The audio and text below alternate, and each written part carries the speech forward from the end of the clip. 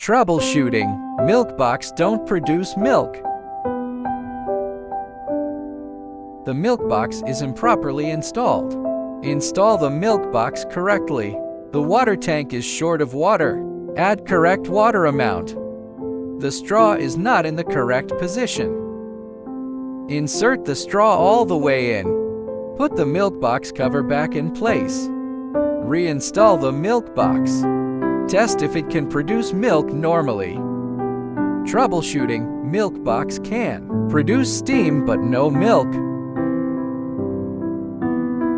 Take the milk box off. Remove all the milk tubes and air inlet valve. Give priority to cleaning this seam. Rinse each hole thoroughly. Install the milk tubes and air inlet valve. Rotate the knob clockwise. Reinstall the milk box. Test if milk is produced normally.